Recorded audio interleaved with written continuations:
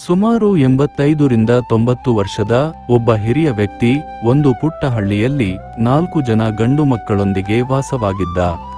ಆ 4 ಜನ ಗಂಡು ಮಕ್ಕಳ ವಯಸ್ಸು ಕೂಡ 35ರಿಂದ 40 ವರ್ಷ ದಾಟಿತು. ಆದರೂ ಕೂಡ ಆ ಗಂಡು ಮಕ್ಕಳು ಕೆಲಸ ಮಾಡದೆ ಸುಮ್ನೆ ಟೈಮ್ ಪಾಸ್ ಮಾಡ್ತಾ ದಿನಗಳನ್ನು ಕಳೀತಾ ಇದ್ರು. ನನ್ನ ಮಕ್ಕಳು ಇಷ್ಟು ವಯಸ್ಸಾದರೂ ಕೂಡ ಏನು ಕೆಲಸನೇ ಮಾಡ್ತಾ ಇಲ್ವಲ್ಲಪ್ಪ ಅಂತ ಆ ತಂದೆ ಪಾಪ ಕೊರಗಿನಲ್ಲಿ ಹಾಸಿಗೆ ಹಿಡಿತಾರೆ. ಇನ್ನೇನು ಮಾಡೋದು, ನನ್ನ ಮಕ್ಕಳ ಭವಿಷ್ಯ ಹೇಗೆ ಅಂತ ಯೋಚನೆ ಮಾಡ್ತಾನೆ. ಅವನ ಆರೋಗ್ಯ ತುಂಬಾನೇ ಹದಗೆಡುತ್ತೆ. ಒಂದು ದಿನ ಆ ವಯಸ್ಸಾದ ತಂದೆ ಯೋಚನೆ ಮಾಡಿ ಆ 4 ಜನ ಗಂಡು ಮಕ್ಕಳನ್ನು ಒಳಗೆ ಕರೀತಾನೆ. ಕರೆದು ಹೀಗೆ ಹೇಳ್ತಾನೆ, ನೋಡ್ರಪ್ಪ, ನನಗೂ ವಯಸ್ಸಾಯಿತು, ನಾನೀಗ ಹಾಸಿಗೆ ಹಿಡಿದಿದ್ದೀನಿ. ಇಂದೋ ನಾಳೆಯೋ ನಾನು ಮೇಲಕ್ಕೆ ಹೋಗ್ತೀನಿ. ನಾನು ಹೋದ ಮೇಲಾದರೂ ನೀವು ಚೆನ್ನಾಗಿ ಬದುಕಬೇಕು. ಈಗಲಂತೂ ನಿಮ್ಮ ಕೈಯಲ್ಲಿ ಏನೂ ಆಗ್ತಾ ಇಲ್ಲ. ನೀವು ಸುಮ್ನೆ ಟೈಮ್ ಪಾಸ್ ಮಾಡ್ತಾ ಕಾಲಹರಣ ಮಾಡ್ತಾ ಇದ್ದೀರಾ. ನಾನು ಹೋದ ಮೇಲೂ ಕೂಡ ಹೀಗೆ ಮುಂದುವರೆದರೆ ನನ್ನ 20 ಎಕರೆ ಜಮೀನನ್ನು ಕೂಡ ನೀವು ಮಾರಿ ತಿಂದು ಸರ್ವನಾಶ ಮಾಡಿಬಿಡ್ತೀರಾ. ಅದಕ್ಕೋಸ್ಕರ ನಾನು ಒಂದು ಉಪಾಯ ಮಾಡಿದ್ದೀನಿ ಎಂದು ಹೇಳುತ್ತಾರೆ. ಆ 4 ಜನ ಗಂಡು ಮಕ್ಕಳು ತಂದೆಯನ್ನು ಕೇಳ್ತಾರೆ, ಏನ್ ಹೇಳಿ ಅಪ್ಪ, ನೀವೇನೇ ಹೇಳಿದ್ರು ಕೂಡ ನಾವು ನಾಳೆ ಅದನ್ನ ಮಾಡೇ ಮಾಡ್ತೀವಿ ಅಂತ ಬೇಜಾರಲ್ಲಿ ಹೇಳ್ತಾರೆ. ತಂದೆಯ ಪರಿಸ್ಥಿತಿ ನೋಡಿಯೂ ಕೂಡ ನಾಳೆ ನಾವು ಈ ಕೆಲಸ ಮಾಡ್ತೀವಿ ಅಂತ ಬೇಜಾರಲ್ಲೇ ಹೇಳ್ತಾ ಇರೋದನ್ನ ನೋಡಿದ ಆ ಹುಡುಗರ ತಂದೆ ಒಂದು ಮಾತನ್ನು ಹೇಳ್ತಾರೆ, ನೋಡಿ, ನಾನು 20 ಎಕರೆ ಜಮೀನನ್ನ ಹೊಂದಿದ್ದೇನೆ. ಅದರೊಳಗೆ ಒಂದು ದೊಡ್ಡ ಬಂಗಾರದ ನಾಣ್ಯಗಳು ಇರುವ ಚೀಲವನ್ನೇ ಇಟ್ಟಿದ್ದೀನಿ. ಅದನ್ನ ನೀವು 4 ಜನ ಕೂಡ ಸಮನಾಗಿ ಹಂಚಿಕೊಂಡು ಜೀವನದಲ್ಲಿ ಏನಾದರೂ ಒಂದು ದೊಡ್ಡ ಸಾಧನೆ ಮಾಡಿ ಅಂತ ಹೇಳ್ತಾರೆ. ಆ ಮಾತುಗಳನ್ನು ಕೇಳಿಸಿಕೊಂಡ ಈ 4 ಜನರಿಗೆ ಒಂದು ಕ್ಷಣ ಆಶ್ಚರ್ಯ ಆಗುತ್ತೆ. ಆಶ್ಚರ್ಯದ ಜೊತೆ ಸಂತೋಷನೂ ಕೂಡ ಆಗುತ್ತೆ. ಆ ಸಂತೋಷದಲ್ಲಿ ಅವರು ಏನು ಮಾಡಬೇಕು ಅನ್ನೋದನ್ನೇ ಅವರಿಗೆ ಗೊತ್ತಾಗದಂತಹ ಪರಿಸ್ಥಿತಿ ಬರುತ್ತೆ. ಸಂತೋಷದಲ್ಲಿ 4 ಜನ ಗಂಡು ಮಕ್ಕಳು ಒಬ್ಬರ ಮುಖ ಒಬ್ಬರನ್ನು ನೋಡೋದಕ್ಕೆ ಶುರು ಮಾಡ್ತಾರೆ. ತಂದೆಗೆ ಹೇಳ್ತಾರೆ, ಅಪ್ಪ, ನೀವು ಹೇಳಿದ ಮಾತನ್ನು ನಾವು ಕೇಳಿಯೇ ಕೇಳ್ತೀವಿ. ಹೇಳಿ, ಆ ಬಂಗಾರದ ನಾಣ್ಯಗಳನ್ನ ನೀವು ಎಲ್ಲಿ ಇಟ್ಟಿದ್ದೀರಾ? ತಂದೆ ಹೇಳ್ತಾರೆ, ನಾನು 20 ಎಕರೆ ಹೊಲದಲ್ಲಿ ಎಲ್ಲಿ ಇಟ್ಟಿದ್ದೀನಿ ಅಂತಾನೆ ನನಗೆ ಗೊತ್ತಿಲ್ಲ. ಆದರೆ ಪ್ರತಿಯೊಂದು ಎಕರೆಗೆ ಸಮನಾಗಿ ಒಂದು ಗುರುತನ್ನ ಇಟ್ಟಿದ್ದೀನಿ. ಆ ಗುರುತಿಗೆ ಒಂದು ದೊಡ್ಡ ಕಲ್ಲನ್ನ ಇಟ್ಟಿದ್ದೀನಿ. ಆ ಕಲ್ಲಿನ ಕೆಳಗೆ ಒಂದು ಬಂಗಾರದ ನಾಣ್ಯದ ಚೀಲ ಇದೆ. ಅದನ್ನ ತಗೊಂಡು ನೀವು ಸಂತೋಷವಾಗಿ ಬದುಕಿ ಅಂತ ಹೇಳ್ತಾರೆ. ತಂದೆಯ ಮಾತನ್ನು ಕೇಳಿಸಿಕೊಂಡ ಗಂಡು ಮಕ್ಕಳು ಮಾರನೇ ದಿನಾನೇ ಆ ಹೊಲದಲ್ಲಿರುವ ಬಂಗಾರದ ನಾಣ್ಯದ ಚೀಲವನ್ನು ಹುಡುಕೋದಕ್ಕೆ ಶುರು ಮಾಡ್ತಾರೆ. ಪ್ರತಿ ಎಕರೆಗೆ ಒಂದು ದೊಡ್ಡ ಕಲ್ಲನ್ನ ಇಟ್ಟಿರುತ್ತಾನೆ ಆ ಹುಡುಗರ ತಂದೆ. ಅದನ್ನ ನೋಡಿದ ಆ 4 ಜನ ಕೂಡ ಮೊದಲನೇ ಕಲ್ಲನ್ನ ತೆಗೆದು ಜೋರಾಗಿ 4 ಜನ ಕೂಡ ಅಗಿಯೋದಕ್ಕೆ ಶುರು ಮಾಡ್ತಾರೆ. ಆ ಭೂಮಿಯನ್ನ ಅಗಿಯುವ ರಭಸದಲ್ಲಿ ಅಲ್ಲಿ ಸುಮಾರು 15ರಿಂದ 20 ಅಡಿ ಆಳ ತೆಗೆದ ತಕ್ಷಣವೇ ಅದರೊಳಗಿಂದ ನೀರು ಚುಮ್ಮುತ್ತೆ.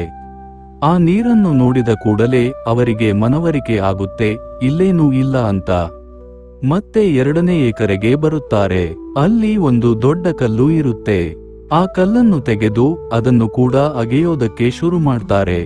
ಸುಮಾರು 2 ತಿಂಗಳ ನಂತರ ಅಲ್ಲೂ ಕೂಡ ನೀರು ಪತ್ತೆಯಾಗುತ್ತೆ ವಿನಃ ಬಂಗಾರದ ನಾಣ್ಯ ಇರುವ ಚೀಲ ಪತ್ತೆಯಾಗುವುದಿಲ್ಲ. ಹೀಗೆ ಸುಮಾರು 3-4 ತಿಂಗಳ ನಂತರ ಆ ಹುಡುಗರ ತಂದೆ ಕೂಡ ಸಾವನ್ನಪ್ಪುತ್ತಾರೆ. ಇದರ ನಂತರ 3ನೇ ಕಲ್ಲನ್ನು ತೆಗೆದು ಅಲ್ಲೂ ಕೂಡ ಬಂಗಾರದ ಹುಡುಕಾಟಕ್ಕಾಗಿ ಶೋಧ ಮಾಡ್ತಾರೆ. ಅಲ್ಲೂ ಕೂಡ ಅವರಿಗೆ ನೀರು ಸಿಗುತ್ತೆ ವಿನಃ ಬಂಗಾರದ ನಾಣ್ಯಗಳು ಸಿಗೋದಿಲ್ಲ. ಹೀಗೆ 3 ಎಕರೆಯಲ್ಲಿ 3 ಕಡೆ ಬಾವಿಯನ್ನ ತೋಡಿದಂತೆ ಆಗುತ್ತೆ. ಅಲ್ಲಿ ನೀರು ಬರುತ್ತೆ ವಿನಃ ಅವರಿಗೆ ಬಂಗಾರದ ನಾಣ್ಯಗಳು ಸಿಗೋದಿಲ್ಲ. ಇನ್ನು ಆ 4 ಜನ 4ನೇ ಕಲ್ಲಿನ ಹತ್ರ ಬಂದು ನಿಲ್ತಾರೆ. ಒಬ್ಬರಿಗೊಬ್ಬರು ಮುಖ ನೋಡ್ಕೋತಾರೆ. ಈ 4ನೇ ಕಲ್ಲಿನ ಕೆಳಗಡೆ ನಮ್ಮ ತಂದೆ ಹೂತಿಟ್ಟಿರುವ ಬಂಗಾರದ ನಾಣ್ಯಗಳು ಇರಲೇಬೇಕು ಅಂತ ಅವರು ಶಪಥವನ್ನ ಮಾಡಿದಂತೆ ಆಗುತ್ತೆ. 4 ಜನ ಕೂಡ ಆ ಕಲ್ಲನ್ನು ತೆಗೆದು ಅದನ್ನು ಕೂಡ ಅಗಿಯೋದಕ್ಕೆ ಶುರು ಮಾಡ್ತಾರೆ. ಕೆಲವು ದಿನಗಳ ನಂತರ ಅಲ್ಲೂ ಕೂಡ ನೀರು ಬರುತ್ತೆ ವಿನಃ ಬಂಗಾರದ ನಾಣ್ಯಗಳು ಅವರಿಗೆ ಸಿಗೋದಿಲ್ಲ. 4 ಜನ ಬೇಜಾರಲ್ಲಿ ಕೂತ್ಕೋತಾರೆ. ತುಂಬಾನೇ ಬೇಜಾರು ಮಾಡ್ಕೋತಾರೆ. ತಮ್ಮ ತಂದೆಯ ಮೇಲೆ ಎಲ್ಲಿಲ್ಲದ ಕೋಪ ಆ 4 ಜನಕ್ಕೆ ಬರುತ್ತೆ.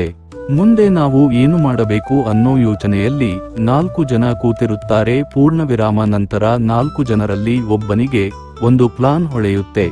ನಾವು ಹೇಗೋ ಈ 4 ಬಾವಿಯನ್ನು ತೊಡಿದೀವಿ. ಈ 4 ಬಾವಿಯಲ್ಲಿ ತುಂಬಾನೇ ನೀರು ಇದೆ. ಇದರಿಂದ ನಾವು ನಮ್ಮ 20 ಎಕರೆ ಜಮೀನಿನಲ್ಲಿ ತರಕಾರಿಯನ್ನು ಬೆಳೆಯೋಣ. ಅದು ಹೇಗೋ 1 ತಿಂಗಳಲ್ಲಿ 2 ತಿಂಗಳಲ್ಲಿ ಬೆಳೆಯುತ್ತೆ. ಅದನ್ನ ಹೋಗಿ ಪೇಟೆಯಲ್ಲಿ ಮಾರಿ ಬರೋಣ. ಅದರಿಂದ ಬಂದ ದುಡ್ಡಲ್ಲಿ ನಾವು 4 ಜನ ಹಂಚಿಕೊಂಡು ಜೀವನ ಸಾಗಿಸೋಣ ಅಂತ ಒಬ್ಬ ಹೇಳಿದ್ದನ್ನ ಕೇಳಿಸಿಕೊಂಡ 3 ಜನ ಅದಕ್ಕೆ ಒಪ್ಪಿಗೆಯನ್ನು ಸೂಚಿಸಿ ಕಷ್ಟಪಟ್ಟು ದುಡಿಯೋದಕ್ಕೆ ಶುರು ಮಾಡ್ತಾರೆ. ಆಗಸ್ಟ್ 20 ಎಕರೆ ಜಮೀನಿನಲ್ಲಿಯೇ ಎಲ್ಲವನ್ನೂ ತರಕಾರಿಯೇ ಬೆಳೆಯುತ್ತಾರೆ. ಆ ತರಕಾರಿಗೆ ಬೇಕಾದ ನೀರು ಕೂಡ ಅವರಿಗೆ ಸಿಕ್ಕಾಪಟ್ಟೆ ಇರೋದ್ರಿಂದ ಕೆಲವೇ ದಿನಗಳಲ್ಲಿ ಅವರು ತುಂಬಾನೇ ಕಷ್ಟಪಟ್ಟು ಮೇಲೆ ಬರ್ತಾರೆ. 20 ಎಕರೆ ಜಮೀನಿನಲ್ಲಿ ಬೆಳೆಯುತ್ತಿದ್ದ ತರಕಾರಿಯನ್ನು ನೋಡಿ ಎಲ್ಲರೂ ಹುಬ್ಬೇರಿಸುವಂತೆ ನಿಂತುಕೊಂಡು ನೋಡ್ತಾ ಇರ್ತಾರೆ. ಅಂತಹ ಸಾಧನೆಯನ್ನ ಆ 4 ಜನ ಕೂಡ ಕಷ್ಟಪಟ್ಟು ಮಾಡ್ತಾರೆ. ಕೇವಲ 5 ರಿಂದ 6 ವರ್ಷದಲ್ಲಿ ಆ ಊರಿನಲ್ಲಿ ಅತ್ಯಂತ ದೊಡ್ಡ ಶ್ರೀಮಂತರಾಗಿ ಬೆಳೆಯುತ್ತಾರೆ ಆ 4 ಜನ. ಅವರಿಗೆ ಆಗ ಮನವರಿಕೆ ಆಗುತ್ತೆ, ನಮ್ಮ ತಂದೆ ನಾವು ಕಷ್ಟಪಟ್ಟು ದುಡಿಲಿ ಅಂತ ಬಂಗಾರದ ನಾಣ್ಯಗಳು ಇರುವ ಚೀಲ ಇದೆ ಅಂತ ನಮಗೆ ಸುಳ್ಳು ಹೇಳಿದ್ರು. ಆದರೆ ಆ ಒಂದೇ ಒಂದು ಮಾತು ನಮ್ಮ ಜೀವನದ ದಿಕ್ಕನ್ನೇ ಬದಲಾಯಿಸಿತು ಅಂತ.